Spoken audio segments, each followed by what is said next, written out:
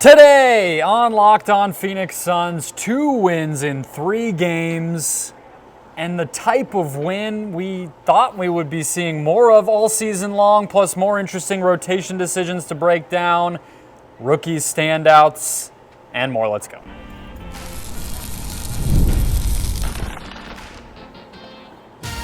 You are Locked On Suns, your daily Phoenix Suns podcast, part of the Locked On Podcast Network. Your team every day.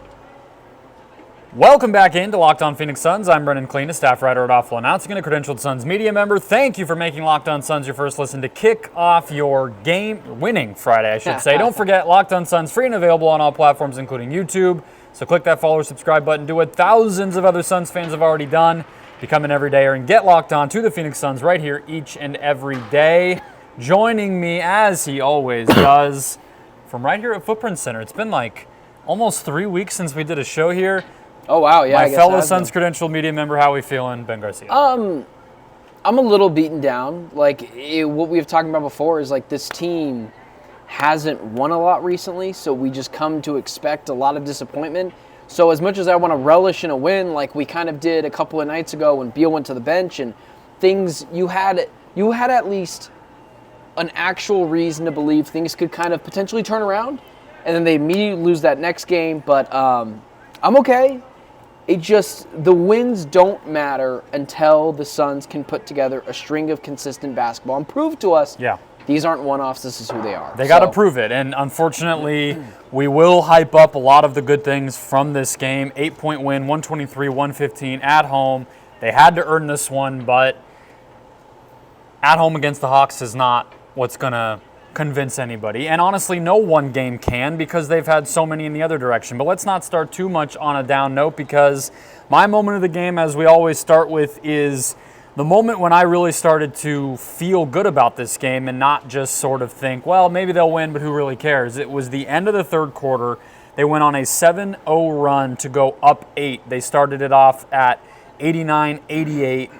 They forced I believe in Atlanta, timeout, if I'm remembering correctly, and then toward the end, Trey made some free throws and whatever, but that run was what broke the game open and basically ended up being it was the exact margin of victory. But it wasn't even just the fact that they got it. It was started by that big Oso dunk with some nice ball movement on the KD assist. Beal makes a corner 3 off of more good ball movement.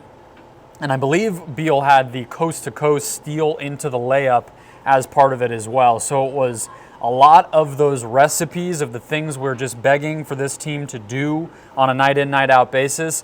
All of a sudden, they just found it, and that ended up being the difference in the game. So that's mine. The one thing that I think you can take from this, and I think it kind of goes off of what you were talking about, it's something that I'm going to bring up later as well, is I thought tonight the effort from the Suns was better. But not necessarily in the first half. I thought they shot the ball well in the first half. Yeah. But in the second half, I thought, which is something that the Suns have struggled with. And if I told you the Suns were going to score 38 points in the first quarter and 30 points in the second quarter, 90 out of 100 times, you would say that they were up at the half. They gave up 41 points to the Atlanta Hawks in the second quarter, and that's where I texted you. I was like, man, you were in your feelings. I was a little distraught and almost was like, man, I think this is where I got to call it. If they can shoot the ball this effectively and be this good on offense, but defensively they give up 41 points, that was my issue. So what's funny though is I almost feel the exact opposite way. And when you say effort,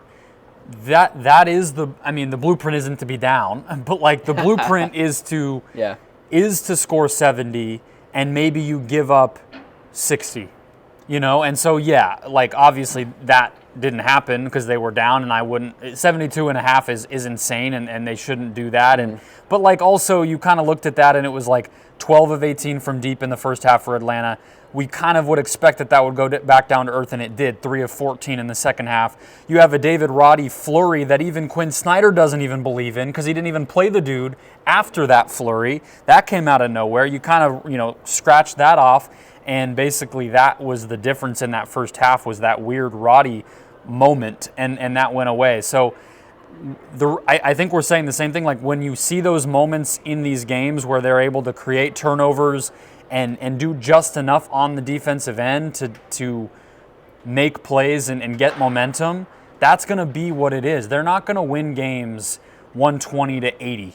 You know, this team doesn't have that type of defensive ceiling, in my opinion. So 120-110, 120-115, that's kind of going to have to be what this is. So I think that's part of why I'm so impressed when I see Beal get that coast-to-coast dunk and some of those other moments is like, that's what they're going to have to discover. And that's exactly what Book pointed to post-game is he was like, asked about the defense. He's like, we just played harder. That was really, well, what else am I supposed to say here? We've been awful, and we weren't awful because we decided to not be awful. When you're that bad on defense, that switch flipping is really all that it is. But what was your moment? Yeah, just really quickly, a lot of the defense in really any sport is just about how much effort you put in.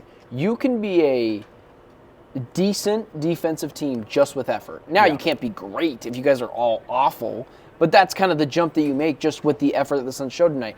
And that's where I kind of go with where it was for me. It was with 5:22 left in the fourth quarter, Kevin Durant, the ball kind of scrambles everywhere. The ball ends up in DeAndre Hunter's hands. Then he kind of scoops it over to Okongwu, and easy dunk. It would have made the game 104-109. Kevin Durant blocks that. It goes off of Okongwu. The ball goes the other direction. And it wasn't just so much about the play, it was the reaction after. And we saw those moments a few times in this game where it felt like the Suns, I know it's crazy, but maybe not. It was like one of the few times all year they felt like a team. Yeah. And there was like 3 or 4 moments in this game where you were like, oh, maybe they do like each other, despite the video that came out that made Bradley Beal look a little less ideal to the rest of the players. But it felt connected as well as effort. And it felt like this game was, and I'm not saying it is, but it felt like this game was more of a turning point than it was a couple of nights ago when they won against a team that I already forgot who it was, the Sixers. Yeah, so, but it felt like Christmas a little bit, and that's part of why I'm pumping the brakes, right? Because that one did not prove to be. And I'm the same way. Yeah, you did too. I am. This could be the corner turn, but like not the winning 10 of 11, like winning 6 of your next 10. Yeah. Like we're just asking for that at this point. But I thought the Suns felt connected tonight. Now that could change in an instant. Yeah, but we have to continue to warn everyone. I guess what I would say, like to be positive on it, is on Monday it felt like it was kind of just the third quarter. Yeah, and then maybe the very beginning of that fourth quarter. Tonight, like you said, even in the first half, the defense wasn't ideal. They shouldn't have been down, but I wasn't so negative as you at halftime because I was like, I actually think the process looks pretty good here.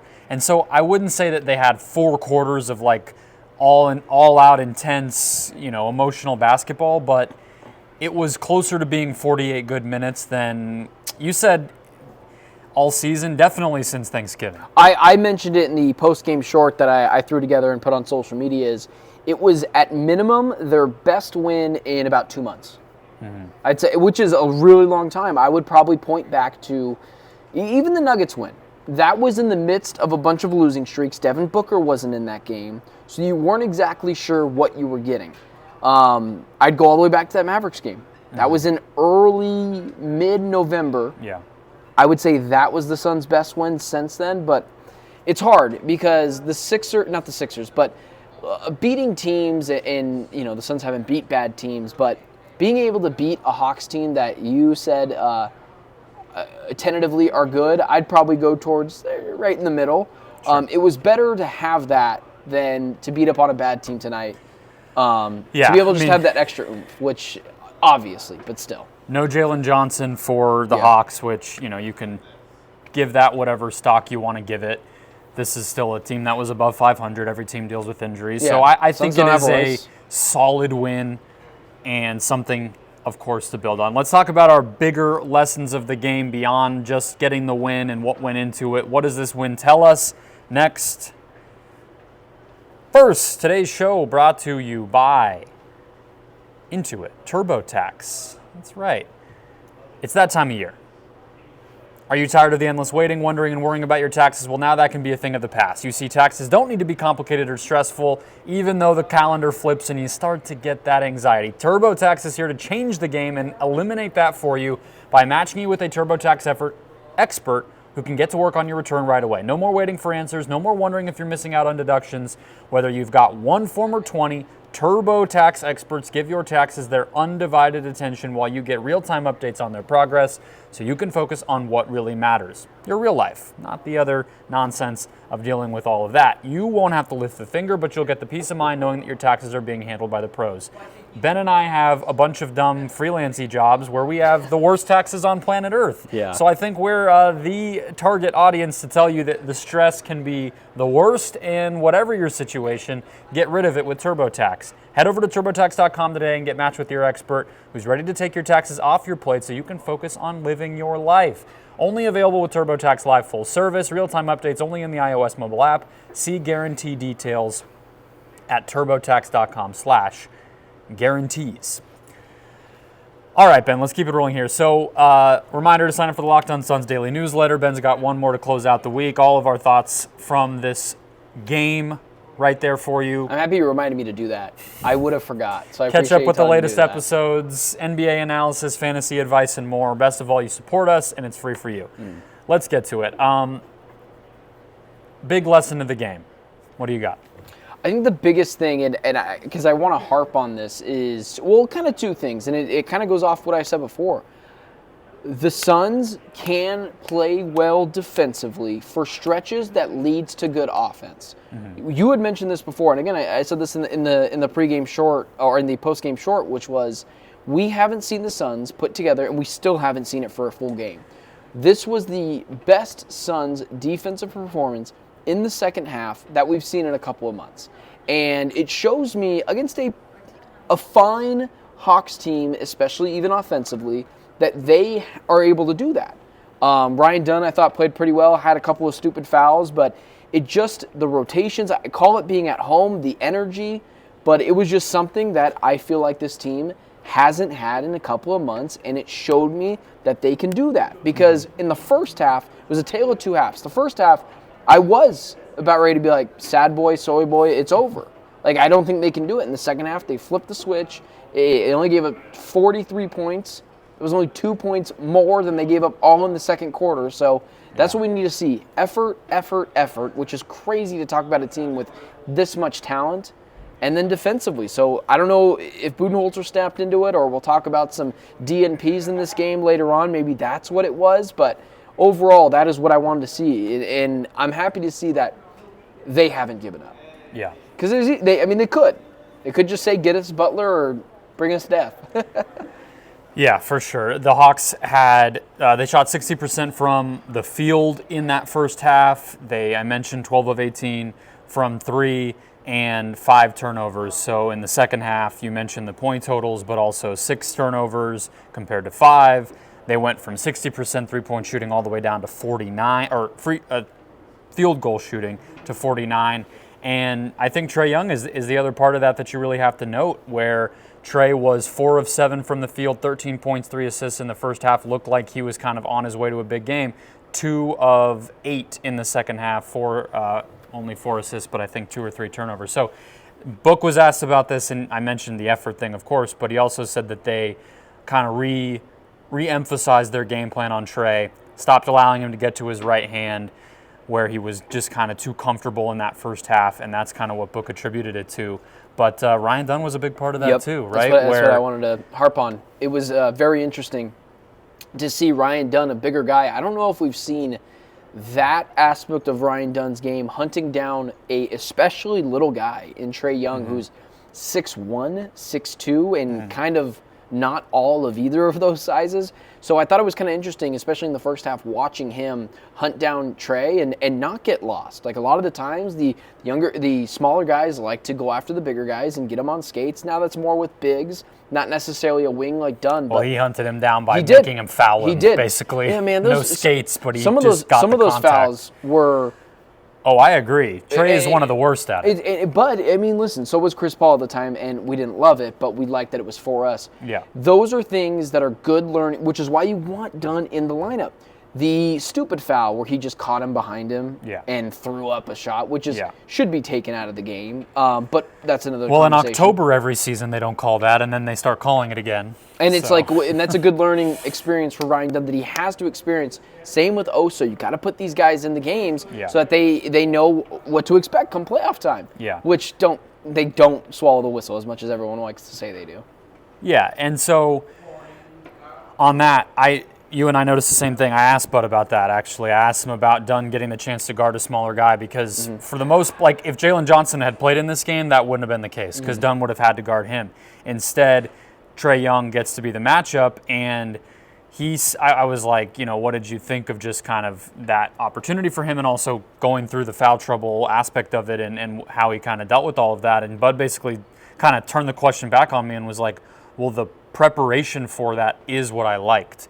The idea of what you're saying, the day-to-day of a regular season when you're in the starting lineup, when you're getting, we saw it with Mikal Bridges, all the different types of guys we got to see him kind of learn and test himself against. There were some guys he was better against, some guys he was worse, and I think we're kind of seeing that with Dunn. But I mean, they trusted him to cover full court, face guard Trae at times, on ball, off ball, whatever. So yeah, he was a big part of that. My lesson of the game is very similar. I'm not going to go overboard and say they did this and whatever, but it was another reminder of this team actually has been good in the clutch. Yeah. The problem is that they have been so bad lately that they haven't even had chances to be in those moments because they've been down by that point or, whatever the case might be. We haven't had a lot of really tough it out types of games. They had a lead going into the fourth quarter because of that run that I talked about. And in the early season, it was Tyus and KD running a two-man game. In this game, it was Book and KD. And typically, we've kind of wondered if that can work because they're similar size, so teams are just going to switch that, and they did, but the Suns made it work. They took advantage of the guy that they wanted to take advantage of. There was one three from KD where DeAndre Hunter was a step slow making that switch happen, and KD has a, half foot on him, so he just got it up, and they figured it out. But, I mean, they scored 25 in a fourth quarter and pretty good efficiency off the top of my head. That's been a constant. So if they can actually get some leads and be in control in those moments, I think you got to feel good about it. Kind of just pivoting a little bit because I think there's a few things that you had mentioned. One thing I kind of want to harp on is the Devin Booker, Bradley Beal kind of aspect with this team in the fourth quarter.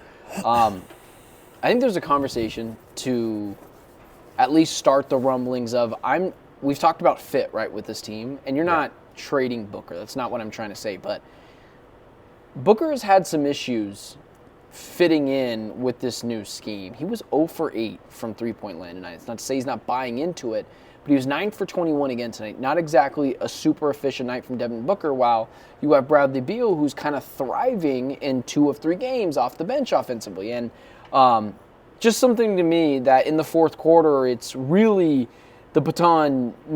There shouldn't be a question anymore between Book and KD. The fourth quarter, it just needs to continue to go towards Kevin Durant. And I thought tonight that is still a Kevin Durant issue where I believe he needs to be more aggressive and demand the basketball.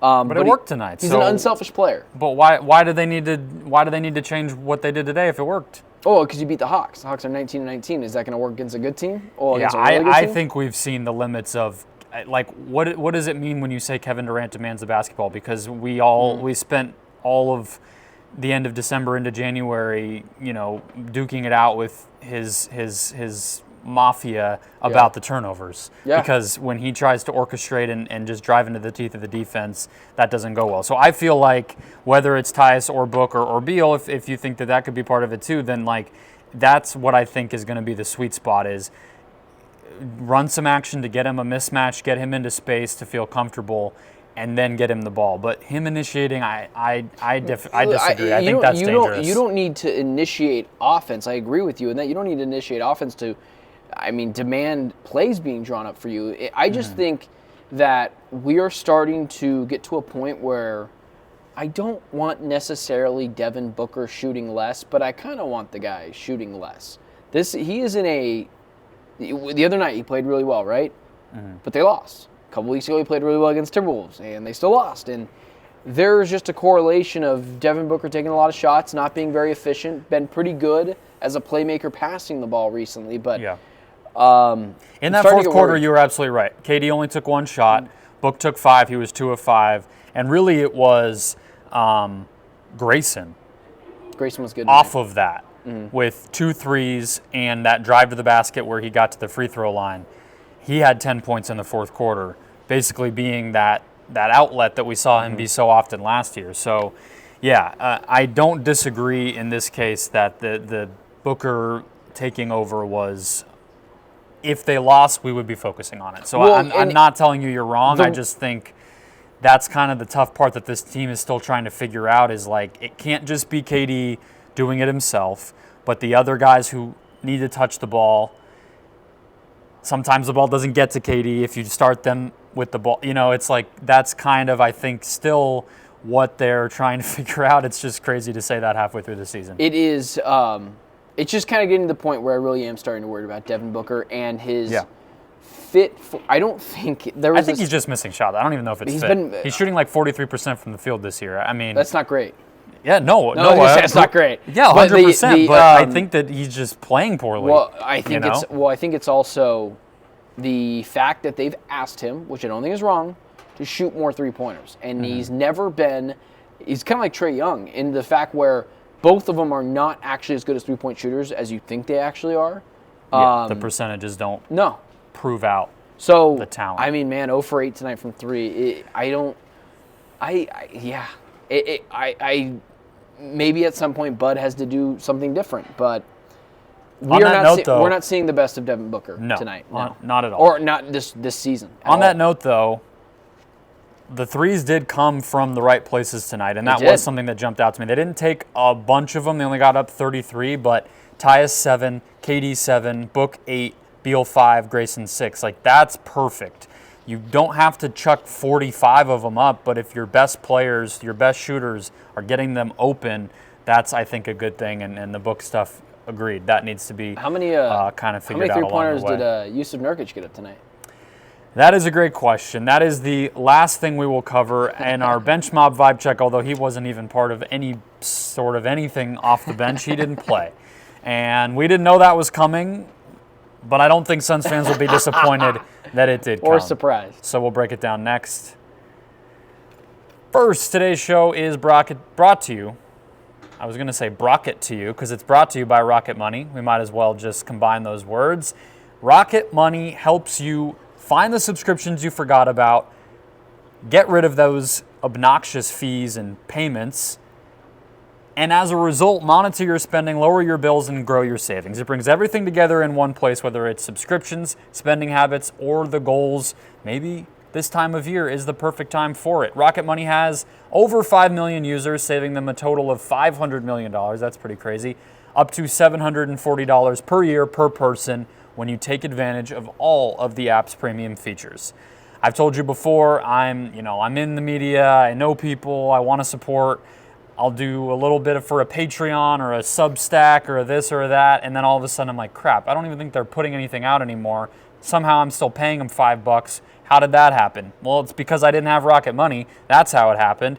So cancel your unwanted subscriptions, whatever they might be in your world, and reach your financial goals faster with Rocket Money. Go to rocketmoney.com/lockedon today to take advantage and try it out. That's rocketmoney.com/lockedon, rocketmoney.com/lockedon. All right, let's close out the show, Ben. So we've been charting this whole week. The story of the Suns has been these benchings. Covered Beal in that last segment. He went for 25 again today. 2 out of 3 games where he's performed well.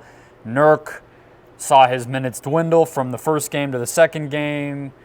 The stats were good on Tuesday, but the production and impact was not, and then benched.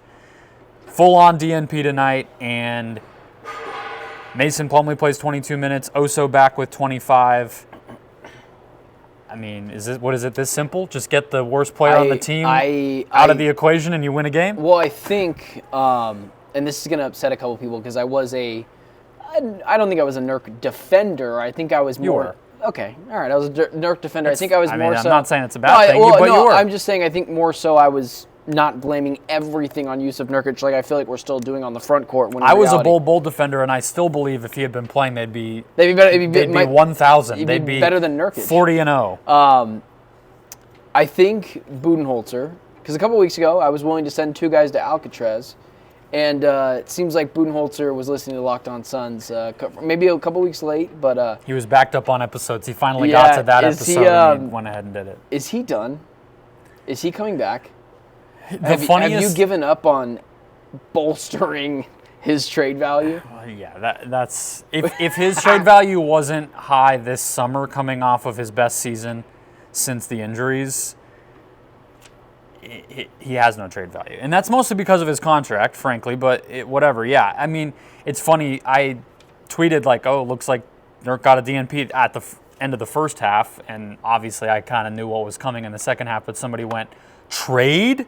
And I'm like, brother, if you think that the guy who's been holding this team back in a lot of ways and already got demoted from the starting lineup to the bench is only getting a DNP because he got shipped away for some kind of package, I don't know what team you've been watching. Why would he be on the bench? Well, that too. Well, people think that anytime somebody they're like trying to keep him from getting hurt, and it's like, no, he's not been playing well for 40 games. Well, I think if you sent Nurkic and he was hurt to another team, they actually might like him more because then they don't have to play him. Yeah. Like, so it's about also like educating our listeners. That stuff doesn't ever mean anything. If there is a trade that close, you will hear about it from Shams. But like, it's the same thing with Bradley Beal. Like, do you think? Yeah, people have said it 15 times this year about Beal on social media. There's this upswell, and it's like, no, he just gets hurt all the time. Yeah, no, that's why he's not playing, because he's hurt. Because he's actually hurt. Because he always gets hurt. And so. But no, I mean, it kind of goes back to, I think he might be done, but I'm more curious. Do you think he's done? I think. Can you go back to him after benching him? Well, why would they? Right? I mean, it's. I don't have a good. I don't think they can. Answer. I don't know if they can or can't from an emotional standpoint. I mean, he looked pretty engaged and in good spirits post game. I mean. Well, yeah, when you're making $19 million, you can still be pretty happy about not working. Imagine if I had you sit on the bench for $19 million. I would love it, but I don't know. The point is, they shouldn't be playing him. We've been saying that for a while, and I think the other good part of this, I mean, like, to answer your question fully, is if they can get off of him, of course they will. Yeah. The bigger question is, like, what does that even look like? And I'm not sure about that. But as far as on the court for the time being, what I liked about this, I mean, one, Mason played really well. 4 offensive rebounds, and he had 3 turnovers, which isn't great, but he had 4 assists, which is what you want to see. And I liked that they just played Oso. Yes, against Okongwu, he's a good matchup, but he was even out there against Capella at times, who's a much stronger, bigger, more physical veteran guy than Oso, and we've seen Bud shy away from letting him have those matchups. I hope that this signals, we talked about it Monday, we hyped Oso up, 6 minutes Tuesday. That just can't happen. It's the same thing we were talking about with Ryan Dunn. There's value even when Trae Young, is the word that I'm thinking of from British soccer. I can't say on the podcast because it has the S word in it, but like the nonsense of Trae Young messing with you, that's valuable. Okay. So Oso needs to go through those growing pains too. Even if Clint Capella bodies him a few times, you can't be scared of that when the alternative is Nurk, who is not playing well. So I think that hopefully just get rid of it once and for all. No more 3-headed monster at the center spot. Let the rookie take his lumps and hope that you can just kind of turn the page on that chapter, and this is your rotation now. I was surprised that they benched him. Because this center rotation is the worst in the league, without a question, the worst in the Western Conference. It's funny because some of the bad teams have good center rotations. So it's like, when you say that, and I'm like, well, what about the... No, they're all like, wait bad. a second. No, the bad teams actually have some of the better centers that people want. So the Suns clearly have the worst one at minimum. Oh, good. We're nice and dark now. They turned off all the lights on us. Nurkic, because this center rotation is so bad, I thought he would still get minutes, and he is 7 foot. But, it's like we talked about the other day, man. You just got at some point got to sit him, and that's what they did. And I wouldn't be shocked if he just is like, everyone's just like, hey, we're just going to send you home, Jay Crowder style, and try to find a trade. Because I think that kind of thing can blow over. Now, it doesn't mean that they will. The difference is Jay was on an expiring contract. Nurkic is under contract next season for this team, so partially guaranteed. That's tough. But yeah. It's not partially guaranteed. I think we've debated that before, but it's not. It's fully guaranteed for next season at let's get the number. 19.4. So 18.1 this year, 19.4 next year. Fully guaranteed. So maybe Matt Ishbia is confident enough to like do what he did with Nasir Little, but that is a huge amount of money to have to deal with. So I don't disagree that you mean buy him out or? Yeah, I'm not actually saying that could happen. I'm just saying like if you play that final card of sending him home, you can't just say we'll see you at training camp next year. So you work on a trade the year after because he then has more value as an expiring contract the next year. Is what I'm saying. Yeah. It's not working. Like it's not We're at that point, and it's not me. It's you. That's what they need to say. I'm agreeing with you that he shouldn't play, and that sending him home from an emotional standpoint, given that this dude was just suspended like less than a month ago because of his emotions getting the better of him. I'm saying because we're already at that point, I'm already thinking to what comes next, and that worries me because yes, find a trade, but they tried to do that in the offseason last year and they couldn't. So it's not, if it were that easy, it would already have been done. So and they're not going to find a trade until that's why they didn't play this card until now. Well, then they're not going to find a trade until they know that they're not getting Jimmy Butler because they're saving all their eggs for that basket. You can't just. And Nurkic has negative value, but it is. But I think even if they don't get another center in a trade, Nurkic should not be playing. No. I'm saying what I was going to get to is there can't be. I'm sorry. There's got to be at least one center in free agency, a guy that's sitting at home right now, that can be a better 3 center, like the third string center, that fits better with this team. You got to find someone. Dwight Howard? Why not? Just bring him on in. He was on a failed super team once with the Lakers. Why don't you run it back? Yeah, somebody in the G League, somebody 10-day, whatever. I mean, I don't disagree with that. I didn't just really quick. I didn't realize as well that Nurkic hadn't played until the third quarter. I just noticed a significant drop of people dropping the ball, and I went, "Wait, where's Nurkic?" Plumlee's trying to fill out the quota of bumbled passes. It's crazy how much better Plumlee is than Nurkic, and they're both not great. Yeah. And it's crazy how much better Oso is than both of them, and he's still not great. Exactly. Because he's a 40th overall pick and is a rookie. Yeah, I mean he's great for the 40th overall pick. That has amazing value for. But should not be the number one center on a team like this, even though we can compliment him. His upside should be the second best center on this team, but I'll just say to put a bow on this, and obviously it's not going anywhere. It'll still be a story because the trade deadline looms, but I don't think they're going to be able to trade him by the deadline. I don't. Wow. How could they do that? If we're talking about that Butler is still plan A, and we agreed yesterday that, yeah, it's cute if you think you're not going to get rid of the 2031 pick in that deal, but you are, and if Miami's doing anything smart, they're probably going to ask for more. If you're trying to get a center separately with Okogie's contract or Grayson's or Royce's contract or whatever, you're probably using some of those seconds on top of that. What else is there to use to get off of Nurkic's contract as this whole other, they can't do 4 things at the deadline. They have nothing to trade. So if they want Butler, great. Maybe they don't get Butler. Maybe that makes it more likely that they could get off of Nurkic, but I find it hard to imagine. What if they don't get Butler? Will they get off of Nurkic? Things. If they don't get Butler, will they be able to move off of Nurkic? I still say no. I still say if they can't get off of Butler, they probably just pivot into one smaller deal for a center. Somebody else? Who fits that mold? Well, any of the centers we've been talking about all season: Robert Williams, Nick Richards, Goga Bitadze. But you'd have to trade Okogie.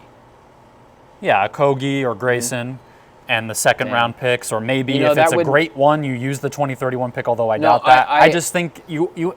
Like the Nurkic contract is a tax on a deal. So if you're you're saying with the educate thing, if you're trading Nurkic, you're adding things to the stockpile of that trade just for the purposes of getting rid of him. Taking him. And then you're having to add more to the deal to get whatever you're trying to get, right? So I don't think it's possible with the limited resources they have to get better and get off of him all at one deadline. So I think that he's just going to be here. You just mentioned it.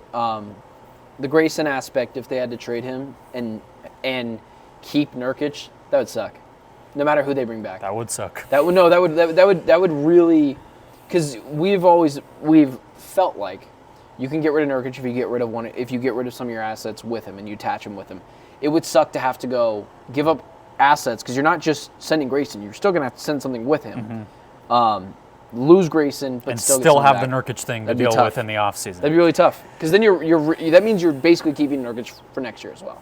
Yeah, because you're not moving him at that point. You don't have any assets. And then at that point, maybe you buy him out at the buyout deadline of next year. But like I still vote for send him to Alcatraz. I still vote for that. I mean, at this point, it's a nice museum. It's not too bad of a place. It's like a tourist attraction, so he could be like some kind of tour guide or something. This is the worst center to play in the NBA who has $19 million to his name. Maybe a good little Someday thing. I'll tell you the story of touring Alcatraz with Amir Johnson from the NBA. I know who Amir Johnson is. Yeah. So that'll be story time for next week. Hit follow, subscribe if you haven't already. You'll get that story, and we'll talk about the Jazz and Hornets games over the weekend, as well as more trade rumors coming up. Enjoy your weekend, and we'll talk to you then.